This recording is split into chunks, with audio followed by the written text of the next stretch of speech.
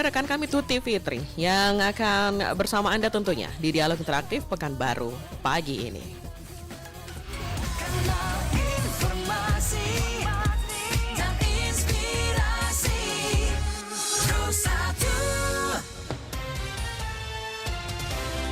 Saatnya Anda mengikuti Dialog Pekanbaru pagi ini. Pro 1 RRI Pekanbaru, kanal informasi dan inspirasi.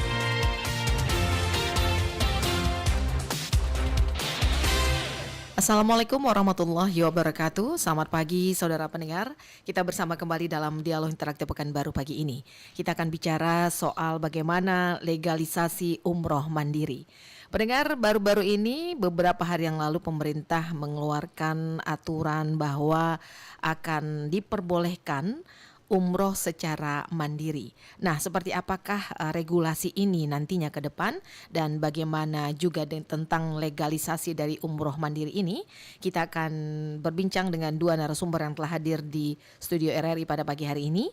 Yang pertama saya akan menyapa Bapak Zelvi Fernando selaku Ketua Tim Umroh dan Haji Khusus Kantor Kementerian Agama Provinsi Riau. Selamat pagi, Assalamualaikum Pak Zelvi. Waalaikumsalam, selamat pagi Bu. Sehat ya Pak? Alhamdulillah sehat. Baik, terima kasih. Dan kita juga akan bersama dengan Bapak Dede Firmansyah selaku Ketua DPD Asita Provinsi Riau. Selamat pagi, Assalamualaikum Pak Dede. Assalamualaikum warahmatullahi wabarakatuh. Ya, alhamdulillah sudah jadi Ketua DPD Asita Riau ya. Baik. Siap, Bu. Baik, kita akan bicara nih Pak Zelvi dan juga Pak Dede soal bagaimana adanya peraturan terbaru nih dari pemerintah ya, semacam dibukanya kesempatan ya untuk bisa melakukan umroh secara mandiri. Pak Zelvi, mengawalinya saya ke Pak Dede dulu. Pak Dede, apa yang dirasakan ketika pemerintah membuka hal ini ya, peraturannya lebih diperbolehkan untuk melakukan umroh mandiri? Kabarnya memang menjadikan travel umroh agak sedikit luar biasa. Iya begitu. Nah, dari Asita sendiri menanggapinya seperti apa, Pak? Ya, ini seperti ketika kami tiketing, terus ada travel yang online langsung kan? Ya. Nah, itu kasusnya seperti itu. Jadi orang-orang tidak beli tiket ke kami, tapi langsung online. Tapi saya melihat Indonesia ini orang tuh pengen diservis. Ya. Tapi masih banyak peluang, masih banyak peluang. Berarti kan si travel agent harus benar-benar bisa service full lah. Ya. Jadi orang pengen loh dilayani. Ya. Orang Indonesia lebih senang dilayani gitu. Karena saya bayarnya mahal, harus dilayani gitu ya, Pak Dede. Pak Dede, ketika aturan itu disampaikan ya, langsung ada yang peningkatan pembelian, tiketing segala macam. Oh, tentu kan agak ada inilah agak turun dikit lah kan. Agak turun ya. Ya tentu kita tetap harus berusaha bagaimana ini tantangan ini menjadi peluang yang lain. Iya. Kabar ini mengejutkan atau menyenangkan atau gimana? Mengejutkan. Itu mengejutkan. Iya, tapi isu-isunya sebelum-sebelumnya sudah ada. Ada, karena kan ya? sebelum ketok palu kan teman-teman 12 asosiasi itu kan itu sudah diundang ya? Bukan itu ke DPR RI untuk jangan meng-ACC atau jangan diketok palu gitu kan. Ternyata ketok palu juga. Ketok palu teman-teman katanya sih ada yang mau ke MK, cuman kita nggak tahu kan. Oke. Kan, artinya di sini kecewa. Sebagian ada kecewa, cuman saya rasa ini kan perjalanan ibadah. Ini bukan traveling. Baik. Berarti butuh bimbingan. Butuh bimbingan ya. Oke. Nah, kapan ke MK-nya, Pak? Enggak, itu teman-teman di atas kan yang di pusat. Kalau kita masih kabar ya, ditunggu ya. Tapi maunya seperti itu ya Pak Dede ya. Tapi saya rasa ini tidak bisa dibendung loh, Bu. Karena permasalahannya kan dari Saudinya yang membuka. Ya, gitu Saudinya memang di pemerintah Indonesia mengatakan bahwa Saudinya membuka mandiri boleh silakan ya. Tapi ada pengamanan. Ada perlindungan ya. Oke, kita bicara ke Kemenak dulu. Siap. Baik, Pak Zelvi Fernando selaku Ketua Tim Umroh dan Haji Khusus Kemenak Riau. Pak Zelvi, ini memang dari pemerintah Arab Saudi memberikan peluang untuk bisa mengikuti umroh mandiri. Nah, dari Kemenak sendiri hal ini seperti apa Pak ketika diumumkan oleh kementerian beberapa waktu lalu? Baik, dari kita saat ini informasi yang kita dapatkan masih berkaitan dengan Undang-Undang Nomor 14 Tahun 2025 yang di situ pasal 86 memang dijelaskan perjalanan ibadah umroh dilakukan yang pertama ada 3 A. Melalui PPIU, penyelenggara perjalanan ibadah umroh. B. Secara mandiri. Yang C. Melalui menteri.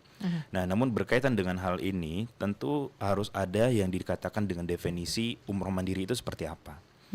Terdapat spekulasi-spekulasi dari berbagai macam pihak, stakeholder seperti dari travel umroh, seperti dari masyarakat, seperti dari ormas, yang dikatakan umroh secara mandiri itu ya mereka berdasarkan asumsi dari mereka pribadi.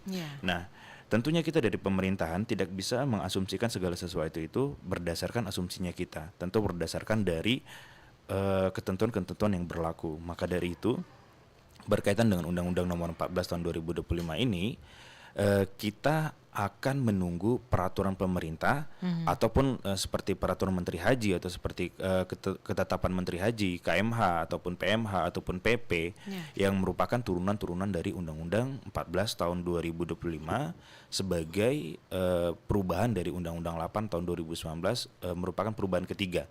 Nah, jadi Undang-Undang 14 2025 ini merupakan perubahan ketiga yang dimana itu nanti berkaitan dengan Kementerian Haji dan Umroh.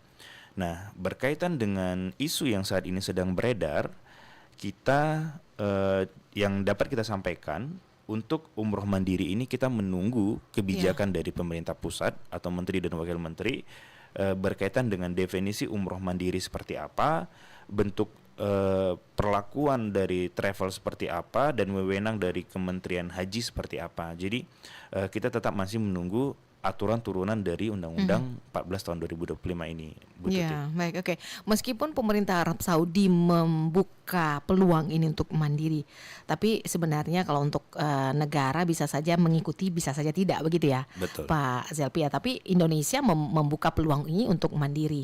Nah, dari kementerian sendiri, kalau jika ini kita masih menunggu turunan ya Pak Zelpi ya, seandainya di ACC tadi boleh-bolehkan saja. Apa sebetulnya umroh mandiri ini, Pak? Itu yang belum bisa kita sampaikan secara asumsi pribadi karena kita bergerak sebagai perwakilan dari Kementerian Agama yang berbidang haji.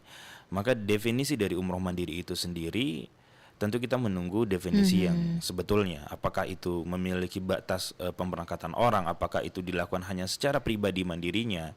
Nah, tentu ini kita tetap masih menunggu turunan-turunan definisi tersebut sebagai asumsi kita di bawah sebagai Kementerian Haji dan Umroh nantinya, Bu. Baik, oke. Pak Dede, kalau seandainya ini mandiri ya, ACC pemerintah sudah ada regulasi dan lain sebagainya, menunggu ke depannya ini begitu ya Pak Zelpi ya. Apakah ini ancaman untuk travel umroh yang luar biasa? Karena saya pergi sendiri aja Pak Dede, nggak perlu pakai timnya Pak Dede gitu. Nah, ini gimana Pak tanggapannya? Sebetulnya kan ini sudah ada, Bu. Ada ya. Sudah ada, sudah dilakukan. Jadi kan berarti sebelum-sebelumnya yang umroh mandiri ini adalah ilegal berarti kan. Karena belum ada undang-undang dari kita. Nah, karena saya pikir gini, kenapa ini di ACC sama DPR RI itu karena ini nggak bisa dibendung. Hal ini bakal terjadi ya. Walaupun nggak ada undang-undang, ini jalan terus itu. Karena sudah banyak yang pergi mandiri. Sudah banyak ya. yang mau mandiri, sudah banyak. Cuman permasalahannya kita jangan melihat umroh mandiri itu seperti kita jalan-jalan ke Amerika, ke Eropa, ke Malaysia, nggak boleh. Ini Perjalanan adalah ibadah, bukan traveling. Nah, jadi kan dia butuh bimbingan. Iya, mungkin kalau dia sudah pernah mungkin ya, it's okay lah kan. Ataupun dia mungkin punya rekanan yang di sana juga ustadz atau gimana, oke. Cuman kalau benar-benar dia sendiri, saya nggak kebayang gitu kan. Seperti apa gitu. Oke. Nah, Pak Dede, kalau misalnya kan perjalanan umroh ini artinya ada bimbingan sebelum kita berangkat ini dan itu segala macam dan lain sebagainya. Nah, ketika nanti mandiri yang lepasnya pergi sendiri begitu, kekhawatiran dari travel umroh berpendapat seperti apa? Jadi gini, Bu. Jadi ada di Masjidil Haram itu ada pintu 19 itu ada Ustadz dari Indonesia, dari Kampar itu dari Riau, Pak Dr. Ariful Bahri. Ariful Bahri bilang begini, umroh itu bukan seperti sholat, kita lakukan tiap kali kan dalam sehari ada 5 waktu. Tapi umroh ini kan kadang-kadang kita pergi terus besok pergi lagi. Berarti kan ada jeda yang makanya ini butuh umroh, manasik umroh. Manasik umroh itu kan kalau kita pakai travel agent itu dari datang terus nanti pas mau ambil mikot di bus Iya. lagi diomongin, Dilatih ya. terus apa-apa yang tidak boleh dilakukan Lakukan. setelah kita pakai Kenirom. Ini kan kalau yang belum pernah itu gimana? Umrohnya bagaimana? Apalagi pemula ya, Ah, baru pergi ya, untuk- baru coba, baru berangkat Iya. ya. Justru kalau ada bimbingan, jadi kan diingat, oh nggak boleh loh bertengkar atau nggak boleh kuntung kuku setelah niat ihram. Yang gini-gini kan mungkin sebagian besar itu awam, saya pikir. Gitu. Baik, oke. Kembali ke Pak Zelpi.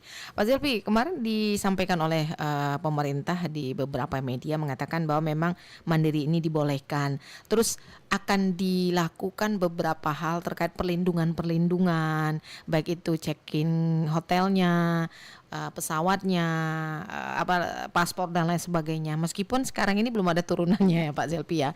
Kita masih menunggu nih aturan sebenarnya seperti apa. Tapi setidaknya yang mandiri ini secara perlindungannya kalau kita lihat seperti apa nih Pak Zelpi? Karena memang kalau yang sudah lewat agen kementerian kan udah legal aman gitu ya. Nah, apalagi bagi-bagi yang pemula berangkat begitu Pak Zelpi.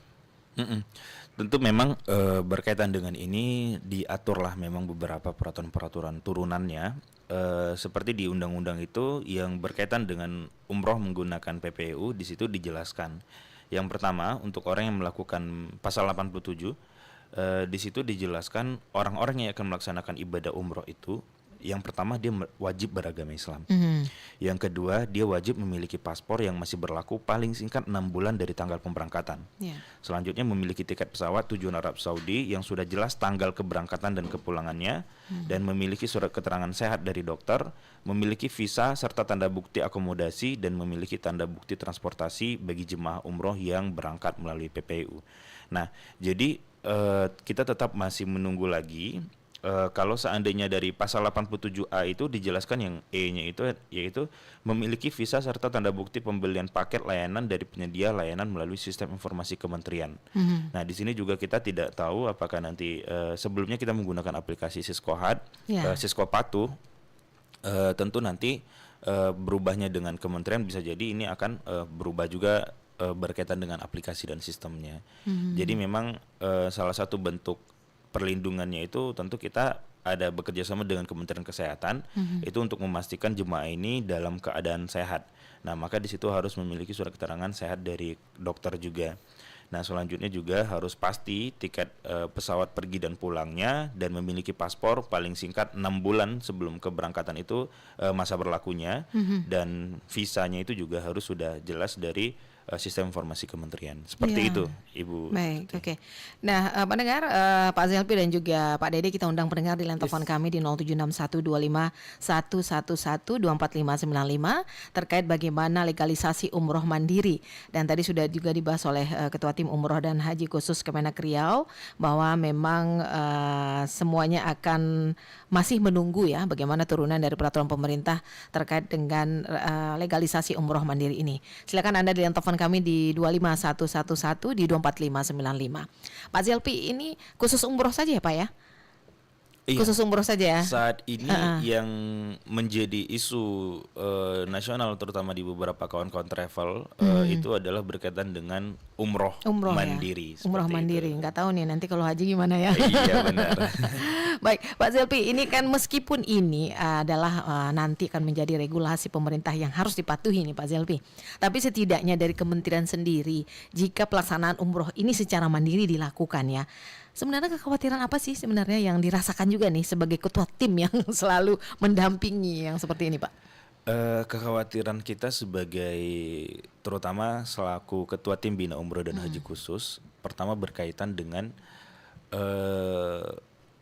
umroh mandiri itu seperti apa. Ya. Jadi kita tetap masih menunggu aturan turunan tadi umroh mandiri itu seperti apa. Namun kekhawatiran dari hasil diskusi dengan kawan-kawan, umroh mandiri itu takutnya nanti membawa orang-orang yang mereka bertindak selaku PPU. Karena memang muncul tiba-tiba ya. Muncul tiba-tiba. Tidak kita pungkiri untuk umroh itu jarang yang ada secara pribadi, sendiri berdua gitu. Pasti membawa keluarga, kerabat, tetangga dan segala macam. Nah, kalau seandainya memang definisi umroh mandiri itu hanya untuk pribadi, maka di situ tidak dibenarkan untuk membawa orang lain secara mandiri. Nah, tentu di situ nanti terdapat beberapa orang yang akan memfasilitasi hal tersebut, Nah, itu dia. yang dimana mereka itu tidak memiliki izin sebagai PPU, tidak memiliki wewenang sebagai penyelenggara perjalanan ibadah umroh untuk melaksanakan dan mengakomodir kawan-kawan untuk melaksanakan ibadah umroh. Nah, maka dari itu, ketika dia sudah mengambil wewenangnya dari PPU, tentu tidak dibenarkan melakukan hal seperti itu. Maka dari itu saya sampaikan kita masih menunggu turunan dari undang-undang tersebut, apakah itu peraturan pemerintah atau PMH ataupun KMH, karena memang itu yang akan menjadi acuan kita berkaitan dengan umroh mandiri ini seperti apa dan ketentuannya seperti apa. Bagaimana sebenarnya umroh mandiri ini? Apakah hanya untuk satu orang, minimal suami istri, atau satu keluarga? Nah, ini khawatirnya tadi bahwa muncul calo-calo ya. Ya saya bantuin ya, nanti sampai kok di sana. Nah, ini yang khawatirkan ya, Pak Dede ya. Tapi kalau lewat travel agent semuanya sudah legalisasinya sudah apa ya, Pak ya. Nah, masih menunggu nih Pak Dede. Apa yang dilakukan oleh Asita dan juga travel umroh terkait bahwa nanti ketika ini dilegalkan, seperti apa juga kesiapan kita Pak menghadapi kondisi ini? Ya, yang pasti kan mindsetnya gitu. Mindset ini kalau umroh mandiri lebih murah gitu kan.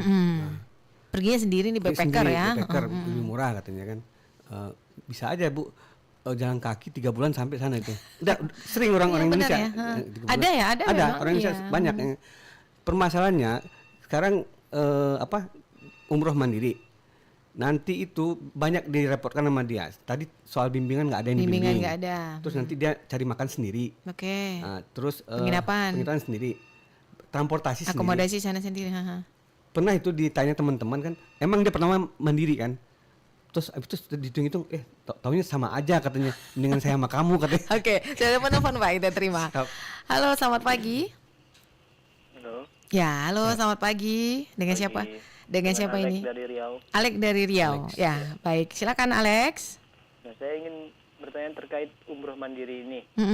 Nah, jika ada jamaah yang berangkat secara mandiri, namun mereka mengalami kendala di Arab Saudi seperti kehilangan dokumen atau visa bermasalah, apa yang bisa dilakukan pemerintah melalui Kemenak atau Konsulat Jenderal Republik Indonesia? Oke, baik.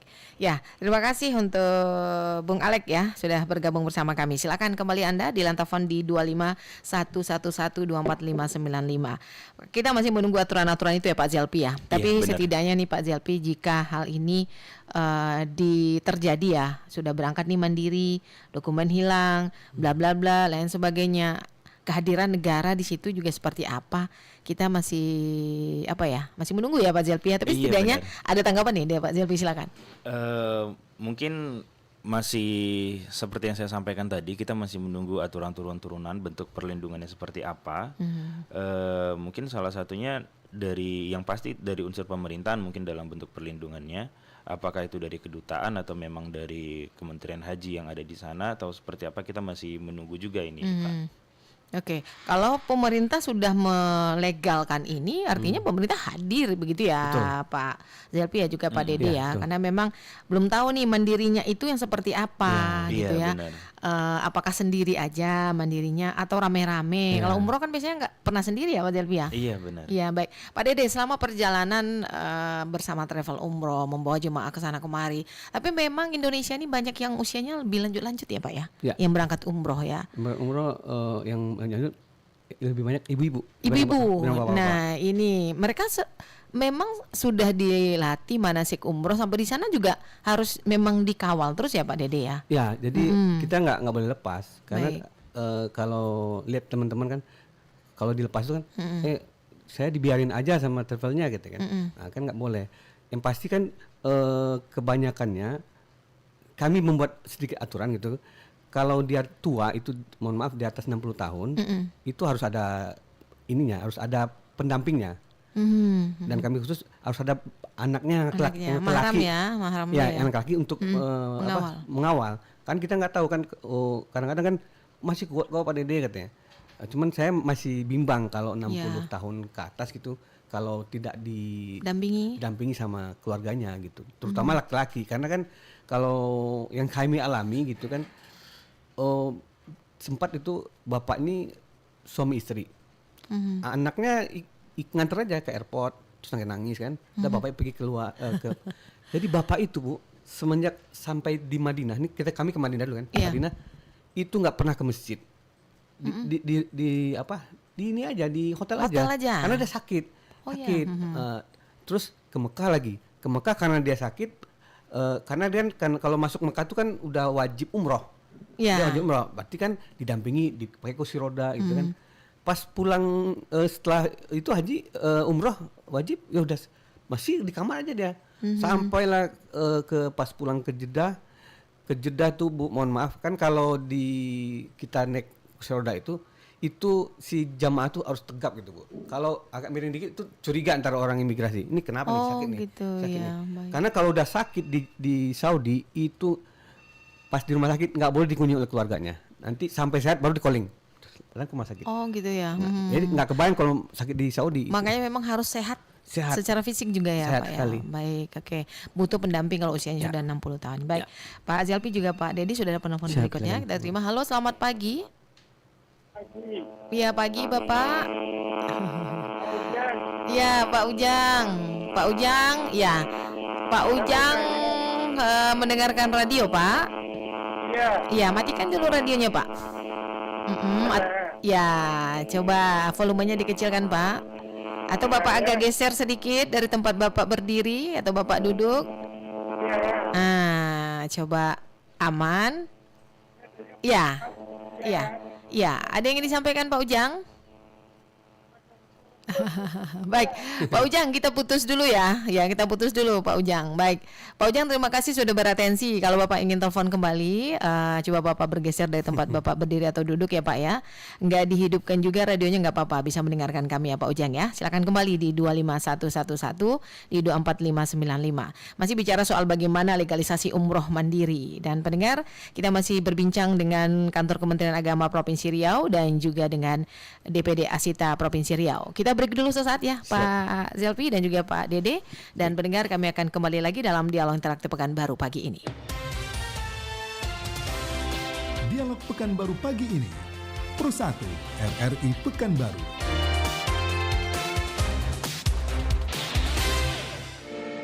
RRI Digital. Nikmati kemudahan interaksi, partisipasi, dan kolaborasi dengan RRI Digital. Interaksi, dengar dan saksikan siaran langsung kami, daftarkan akun Anda, dan mulailah berinteraksi di setiap program dan konten kami.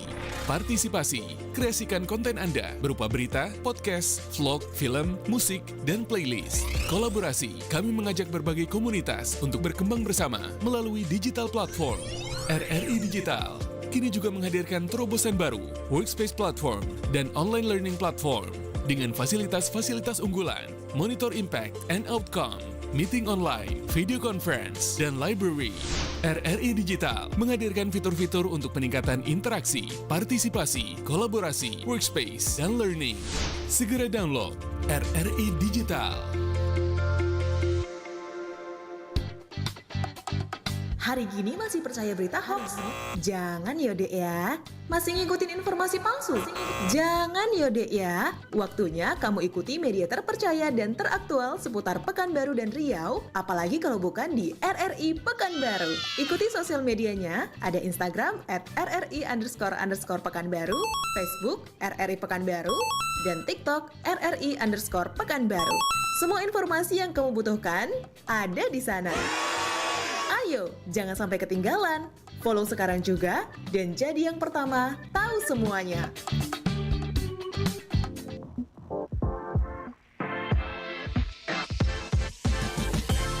Pendengar, bagi Anda yang berada di luar kota Pekanbaru, bisa juga mendengarkan Pro 1 RRI Pekanbaru melalui frekuensi yang berbeda. Dumai, FM 93,0 MHz. Siak, FM 99,5 MHz. Sungai Pakning, FM 96,5 MHz. Rangsang, Basrah, FM 98,5 MHz. Tembilahan, FM 99,3 MHz. Pasir Pangarayan, FM 92,6 MHz. Selat Panjang, FM 95,1 MHz. Bisa juga mendengarkan melalui streaming di rri.co.id atau di aplikasi mobile di RRI Playgo.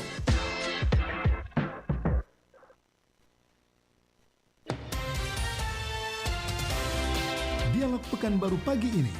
Pro 1 RRI Pekanbaru.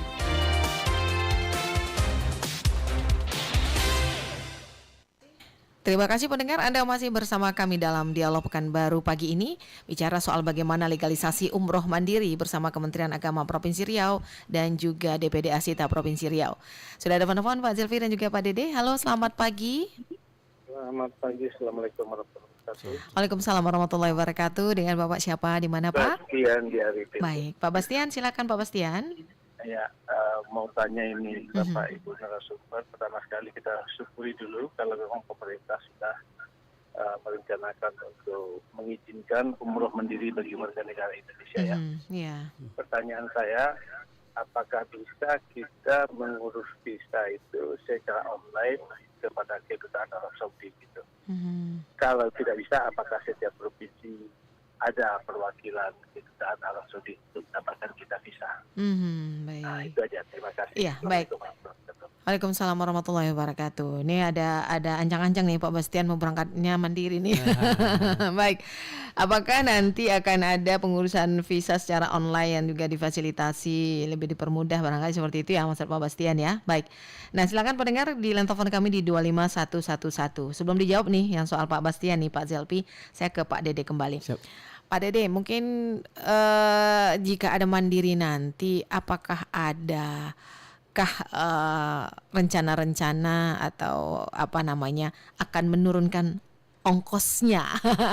Kalau naik lewat PPU harganya segini loh, tapi kalau saya sendiri harganya lebih murah kalau dihitung-hitung. Tapi kata Pak Dede tadi, hitung-hitungannya malah lebih sama bagi yang mandiri ya Pak Dede ya. Baik, oke. Nanti dijawab sudah ada penelpon ya. Halo, selamat pagi. Pak Ujang. Halo Pak Ujang. Iya, Pak Ujang. Nah, itu dia. Baik. Iya. Iya, silakan. Udah ada tanda nih Pak Ujang masuk ini ya. Halo Pak Ujang. Kayaknya ada gangguan sinyal. Iya, singkat saja apa yang ingin ditanyakan Pak Ujang? Itu aja batas usia berapa? Paspor? Batas usia. Batas usia, maaf. Batas usia kalau ikut yang mandiri gitu ya? Iya. Oh ya. Nah, itu aja Pak Ujang. Iya, baik ya. Terima kasih. Waalaikumsalam warahmatullahi wabarakatuh dari Pak Ujang. Nah, batas usia mandiri nih. Kalau travel umroh ada batasannya ya. Apalagi mandiri nih. Kalau kayak Pak Ujang berangkat gimana tuh ya? Mandiri. Baik. Silakan dilanjutkan jawabannya Pak Dede. Baik, yang tadi soal ongkosnya. Ya. Yang pasti kami coba meng-create bahwa umroh bersama travel agent itu benar-benar dibimbing, benar-benar tidak hanya dibimbingnya pas di tanah suci, bahkan dari pergi sampai kembali lagi tetap dibimbing. Nah, itu jadi nilai lebihnya. Karena kalau umroh mandiri, saya belum tahu nih gimana dia. Atau dia punya ilmu sendiri, ya alhamdulillah kan. Jadi dia tidak perlu bimbingan lagi. Mungkin kalau yang mandiri boleh jadi sudah pernah berangkat umroh atau haji ya. Betul. Tapi kalau bagi pemula bingung juga nih mau ngapain di sana gitu ya. Betul. Karena ada ibadah-ibadah yang harus dilakukan gitu Pak Dede. Oh ya Pak Dede, kalau tadi ada yang sakit di sana itu biayanya gimana kalau kita sakit di sana? Biaya gratis. Gratis. Dari pihak Saudi. Cuman permasalahannya dia masuk rumah sakit, yang nunggu nggak boleh di rumah sakit, dia harus di luar. Cuman pas sudah sembuh baru di calling keluarganya baru datang gitu. Itu kan yang gratis bagi yang ikut PPU ya? All off semua. Pokoknya orang yang ke Saudi kalau dia sakit masuk rumah sakit gratis ya. Cuman permasalahannya si keluarga nggak boleh ngelihat. Nggak boleh ngelihat ya. Nanti kalau udah sembuh baru dikasih tahu. Makanya harus sehat lah. Kalau ikut PPU mereka akan kasih tahu ke tim kita Pak? Iya. Tetap. Biasanya kalau si pendamping keluarga sama dari kita harus ada di Saudi gitu kan. Kan kalau dia tinggal kan. Nah, gitu. Nah, ini juga ada kemungkinan kalau mandiri kalau sakit gimana. Gitu ya. Baik, nih Pak Zelfi boleh ditanggapi Pak Bastian ya dan juga Pak Ujang, meskipun kita belum mengetahui pasti definisi dari umroh mandiri ini apa dan untuk siapa begitu ya. Tapi bisa ditanggapi nih Pak Zelfi. Jika dipermudahlah pengurusan visa secara online kalau misalnya saya mau berangkat umrohnya mandiri gitu. Batas usia mandiri itu juga seperti apa? Udah mulai ditanyakan nih oleh Pak Ujang juga tadi ya sama Pak Bastian. Silakan Pak Zelfi. Iya. Kalau di pasal 87A kan memang dijelaskan berkaitan dengan visa itu sudah harus dimiliki. Pasal 87A yang di situ menjelaskan bahwasannya memiliki visa serta tanda bukti pembelian paket layanan dari penyedia layanan melalui sistem informasi kementerian. Nah, berkaitan dengan ini itu tentu berkaitan dengan salah satunya adalah umroh menggunakan PPIU. Nah, di situ nanti PPIU yang akan menguruskan visa melalui sistem informasi kementerian. Nah, kita belum, masih seperti yang tadi, kita masih menunggu informasi turunan berkaitan dengan ini. Apakah memang dari sistem informasi kementerian ini dibuka secara umum untuk penerbitan visa, atau memang menggunakan PPU nanti untuk penerbitan visanya, atau seperti apa? Kita tetap masih menunggu kebijakan lebih lanjutnya untuk penerbitan visa ini. Baik, oke. Pak Zelfi, kira-kira kapan kabarnya aturan ini akan segera ada turunannya inilah? Ada kabarnya mungkin tahun ini atau tahun depan atau bagaimana Pak Zelfi? Saya belum bisa memberikan jawaban pastinya nih Bu Titi, karena memang itu berada di wewenangnya pucuk pimpinan kementerian, menteri dan wakil menteri. Berkaitan dengan itu tentu ada campur tangan pemerintah, apakah presiden atau anggota dewan, karena berkaitan dengan peraturan pemerintah dan juga PMH ataupun KMH-nya nantinya. Nah, ini masih menunggu ya, masih menunggu aturan-aturan itu, karena memang sudah diperbolehkan ya untuk umroh mandiri, karena pemerintah Arab Saudi memperbolehkan. Bagaimana aturannya nanti itu tergantung pemerintah, bisa jadi tahun ini, bisa jadi tahun depan ya. Tapi setidaknya Asita juga bersiap-siap ya Pak ya. Nah, ini gimana kesiapan juga nih yang akan dilakukan tuh juga seperti apa, rundingan kita juga seperti apa begitu Pak Dede? Yang pasti kita benar-benar menunggu kan the real umroh mandiri seperti apa gitu kan. Sebetulnya kan kalau visa itu semua kan online. Kita juga masuk, ada namanya aplikasi nusuk. Pokoknya semua online ya. Bisa online. Jadi makanya kan ini dia bisa nggak dengan aplikasi online ini semuanya. Kadang bahasa Inggris gitu kan, atau bahasa Arab gitu kan. Kalau mau ke Arab Saudi ada lagi ya, ada juga aturan-aturannya, harganya juga beda-beda ya ke masing-masing negara ya Pak ya. Baik, sudah ada penelpon berikutnya. Halo, selamat pagi. Halo, selamat pagi. Selamat pagi Bapak, dengan Bapak siapa di mana? Dengan Bapak Andra lagi mobile. Pak Andra lagi mobile. Baik, silakan Pak. Assalamualaikum warahmatullahi wabarakatuh. Waalaikumsalam warahmatullahi wabarakatuh. Ini berita gembira juga buat masyarakat. Bisa umroh mandiri, tapi ini bukan hal yang baru deh. Karena ada banyak juga yang melakukan umroh mandiri, ya. Terutama yang anak-anak muda ya, yang usia muda yang bisa berangkat ya, karena memang butuh untuk bisa online, untuk bisa mesan traveloka seperti apa, mesan hotel kan. Tapi ini baik kurasa karena harga umroh mandiri ini jauh berbeda dengan harga umroh yang biasa-biasa ini yang kita udah biasa daftar gitu kan. Mungkin jauh selisih harga. Di sini memang betul kata saudara yang punya travel tadi ya. Iya, Pak Dedi. Mau tidak mau, suka tidak suka, karena dari Arab Saudinya yang membuka umroh mandiri ini, tak bisa dibendung memang. Jadi mungkin pemerintah kita hanya bisa bikin regulasinya, itu kan. Karena izin atau tidak izin aja ceritanya begini. Gitu. Kalau negara kita mengizinkan, berarti bisa berangkat. Legalitasnya bisa dibikin. Gitu. Jadi kalau yang sekarang ini pergi umroh mandiri mungkin ilegal tibanya, Iya, masih cuma ilegal. disahkan gitu, dibolehkan. Dan itu memang agak berat juga kalau tidak mengerti dengan aplikasi-aplikasi yang dibutuhkan gitu, seperti pesanan hotel, makanan, apa segalanya lah kan. Iya. Karena memang mandiri gitu. Baik, oke. Ya. Mungkin itu aja. Mungkin Iya. sedikit yang bagi untuk usaha umroh. Ya. Baik, oke.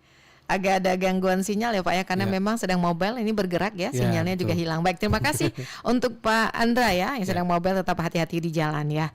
Nah, ada apresiasi nih Pak Zelpi dan juga Pak Dede bahwa dibukanya umroh mandiri ini ada positif negatifnya lah ya, seperti itu. Tapi kita boleh bicara kembali nih sebelum ditanggapi Pak Andra nih Pak Zelfi. Sebenarnya umroh mandiri ini sudah banyak ya Pak ya.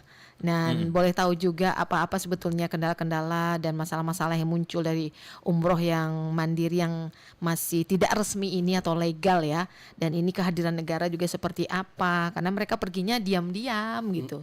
Nah ini seperti apa Pak? Kalau di peraturan pemerintahan kita waktu itu sebelum ada perubahan berkaitan dengan Undang-Undang 8 tahun 2019, umroh mandiri itu tidak dibenarkan karena berbagai banyak spekulasi-spekulasi atau kekhawatiran-kekhawatiran dari pemerintah berkaitan dengan umroh secara pribadi atau mandiri. Nah, berkaitan dengan banyak hal lah, kehilangan jemaah, tidak tahu informasi segala macam gitu. Nah, maka dari itu ada beberapa orang yang tetap ingin untuk melaksanakan ibadah umroh mandiri, namun tentu mereka bagaimana caranya agar bisa masuk ke Saudi dan secara tidak langsung memanipulasi kebijakan yang ada di pemerintah Indonesia seolah-olah mereka itu adalah jemaah umroh yang resmi. Bagaimana caranya? Tentu mereka bekerja sama dengan PPU resmi atau dalam tanda kutip membeli Sisko Patuh. Nah, membeli Sisko Patuh dan si travel itu tentu akan jual belikan Sisko Patuhnya agar bisa melegalkan kawan-kawan dari Mandiri ini untuk melaksanakan umroh mandiri. Nah, berkaitan dengan hal itu tentu itu melanggar peraturan pemerintahan di Undang-Undang 8 tahun 2019 karena memang mereka itu memperjualbelikan Sisko Patuh jatuhnya. Nah, saat ini sudah dilegalkannya umroh mandiri, maka dari itu tentu ada kebijakan-kebijakan pemerintah berkaitan dengan hal itu. Namun seperti hal yang dipertanyakan tadi, mungkin bentuk kompensasi pemerintah terhadap jemaah umroh itu seperti apa. Nah, di pasal 97 dijelaskan perlindungannya itu yang pertama adalah perlindungan layanan akomodasi, konsumsi dan transportasi sebagaimana disebut dalam pasal 96. Di sini kita lihat dari Undang-Undang 14 tahun 2025. Kompensasi itu diberikan kecuali untuk jemaah umroh mandiri. Nah, jemaah umroh mandiri ini tidak mendapati kompensasi dari perlindungan dari layanan akomodasi. Nah, selanjutnya ganti rugi kecuali untuk jemaah umroh mandiri.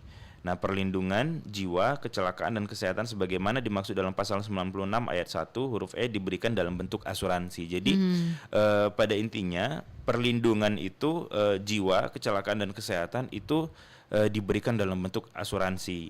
Nah, dan masa pertanggungan asuransi itu tentu dimulai sejak keberangkatan hingga kembali ke Indonesia. Itu bentuk kompensasinya ini, Bu Tuti.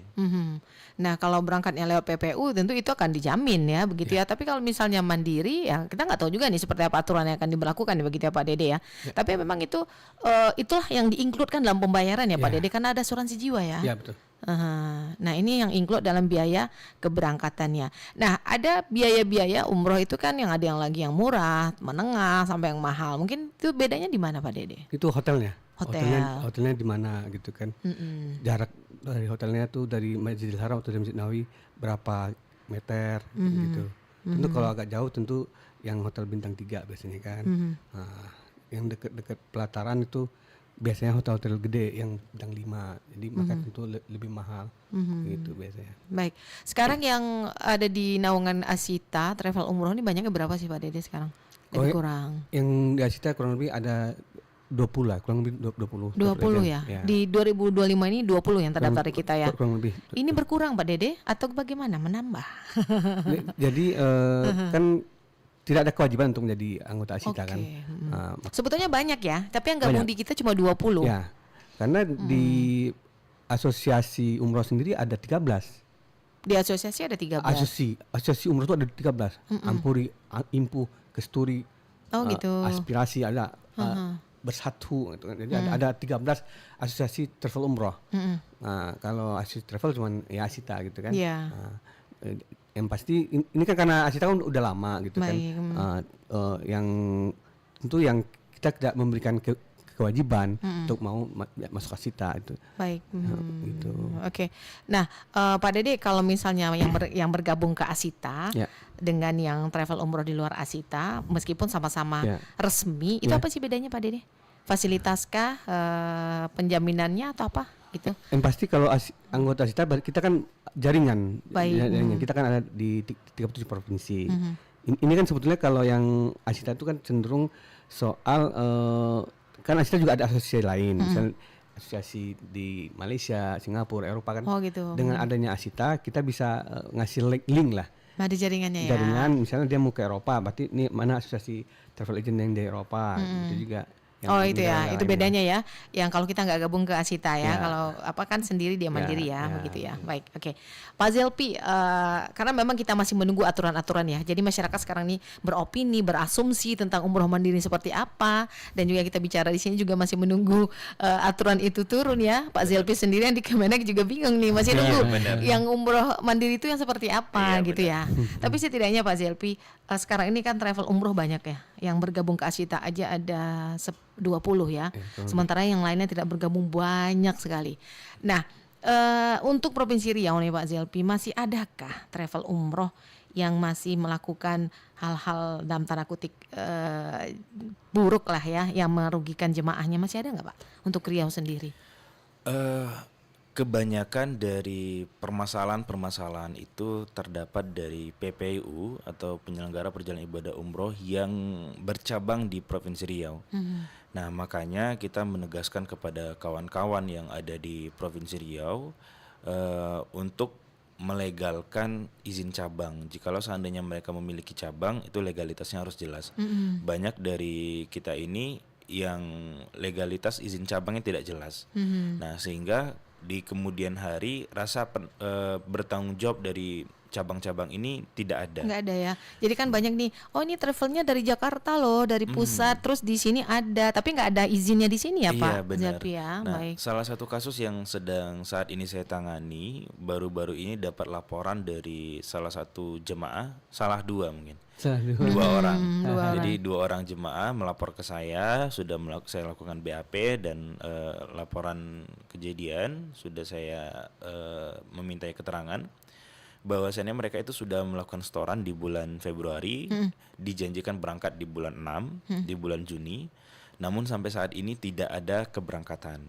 Nah, setelah itu saya hubungin kontak yang ada di Sisko Patuh yang di aplikasi Satu Haji, saya koordinasikan dengan nomor yang ada di situ, travel pusatnya, itu juga tidak ada balasan.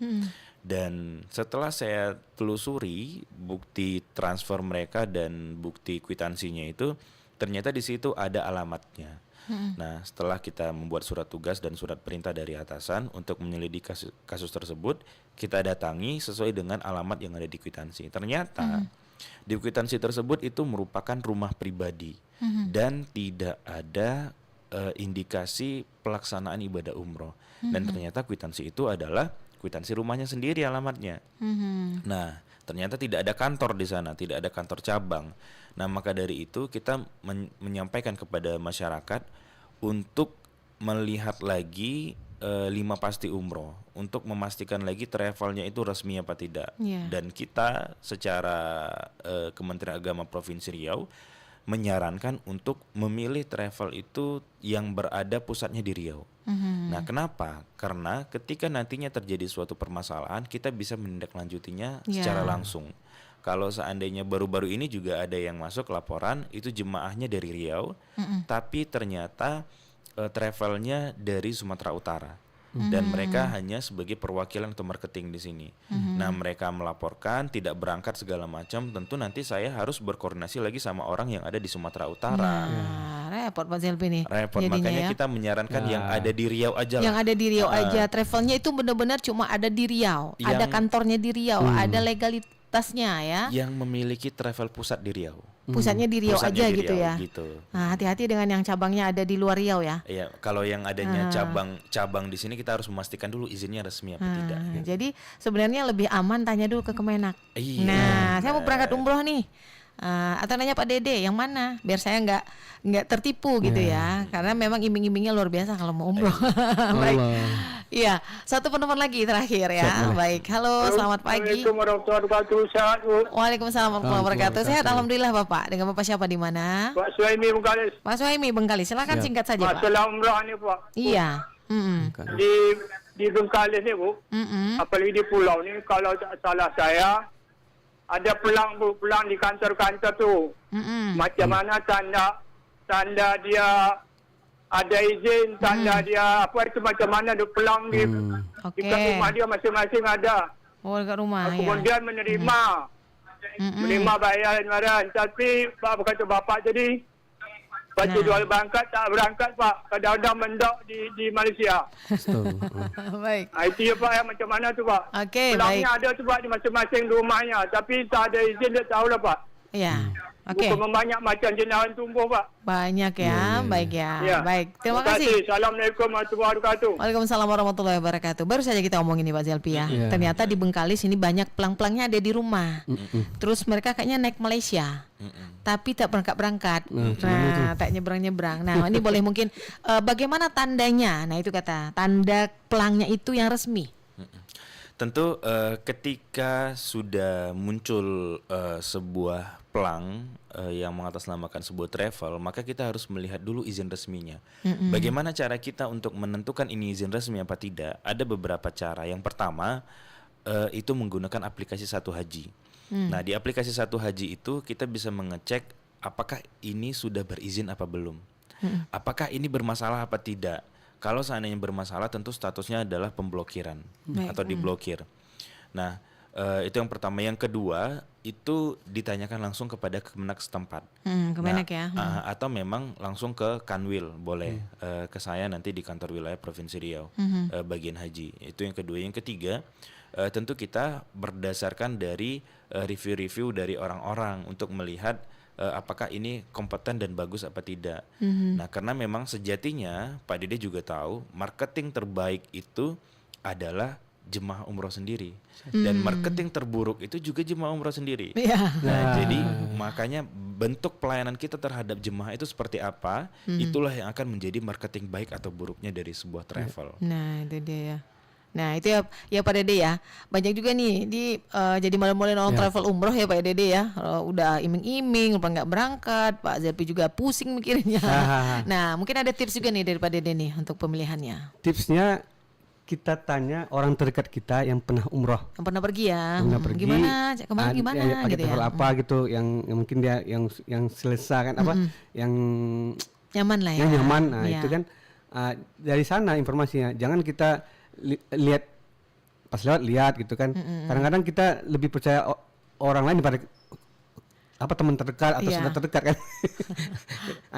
Intinya kita tanya orang yang pernah umroh sama travel agent mana gitu. Betul. Lebih aman pergi ke kantor Kementerian Agama yang ada di sekitar, tanyakan atau tadi di aplikasi Satu Haji diklik ya. Kalau yang usianya lebih lanjut agak susah main aplikasi ya.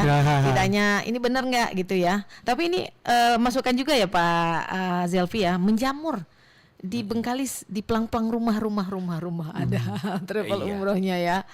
Nah, ini mungkin jadi catatan juga nih, di noted juga nih sama Kementerian Agama ya. Karena ini Pak Suhaimi masyarakat yang melihat secara langsung jadi bingung keberangkatannya lewat Malaysia, tapi tidak juga berangkat dan sebagainya. Baik.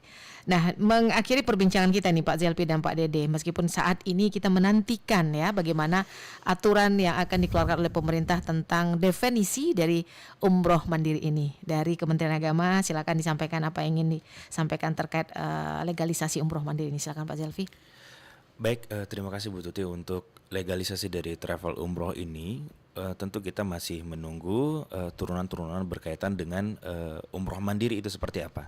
Nah, berkaitan dengan sistemnya seperti apa, sistem komputerisasinya seperti apa, dan teknisnya juga seperti apa. Karena memang seluruhnya akan diatur di dalam peraturan pemerintah. Jadi jangan mengasumsikan umroh mandiri ini secara pribadi. Jadi kita harus mengasumsikan peraturan pemerintah ini berdasarkan ketetapan-ketetapan yang telah diatur oleh pemerintah. Karena memang ini tentu nanti bakal ada turunan-turunan berkaitan dengan umroh mandiri ini. Itu yang pertama. Yang kedua, berkaitan dengan legalisasi travel umroh, kita harus memastikan travel itu, ketika kita memilih travel untuk umroh, kita harus memastikan itu izin resmi di aplikasi Satu Haji. Nah, kalau seandainya ada jemaah-jemaah yang tidak berangkat atau sampai ditelantarkan, apakah itu di Malaysia ataupun di Jakarta, tentu nanti itu bisa dilaporkan ke Kementerian Agama setempat atau langsung ke kantor wilayah Provinsi Riau, karena itu sudah melaksanakan bentuk pelanggaran dan bisa ditindak oleh aparat hukum yang ada di Kementerian Agama. Nah, berkaitan dengan umroh-umroh yang ada saat ini, kita masih sama-sama menunggu peraturan yang ada, yang saat ini masih Undang-Undang 14 tahun 2025 perubahan ketiga dari Undang-Undang 8 tahun 2019. Nah, maka kita sama-sama menanti dari aturan-aturan yang akan diturunkan dari undang-undang tersebut. Ya, sama-sama kita tunggu. Dari Asita, silakan disampaikan Pak Dede. Baik, umroh mandiri ya tentu tetap harus ada peraturan yang detail kan, detail dari Kementerian Pariwisata, Kementerian Umroh dan Haji. Jadi masyarakat harus bersabar juga. Kalau pengen umroh mandiri ya tentunya ikuti dulu aturan-aturannya. Nah, kalau mau umroh yang non mandiri ya ke travel umroh aja. Ya, boleh silakan pilih mau yang mana, ikut Ya. PPU atau ikut mandiri ya. Tapi tunggu regulasinya keluar dulu ya, betul. aturan-aturannya, turunan-turunannya. Baik. Terima kasih Pak Zelfi Fernando selaku Ketua Tim Umroh dan Haji Khusus Kemenak Riau, dan juga Pak Dede Firmansyah selaku Ketua DPD Asita Provinsi Riau atas waktunya bersama RRI membahas bagaimana legalisasi umroh mandiri ini, dan sama-sama menanti dengan sabar seperti apakah sebenarnya turunan dari aturan tersebut. Sampai di sini kebersamaan kita pendengar dalam Dialog Interaktif Pekanbaru pagi ini. Saya Tuti Fitri pamit. Wabillahi taufik wal hidayah. Wassalamualaikum warahmatullahi wabarakatuh. Demikian Dialog Pekanbaru pagi ini. Pro 1 RRI Pekanbaru. Kanal informasi dan inspirasi.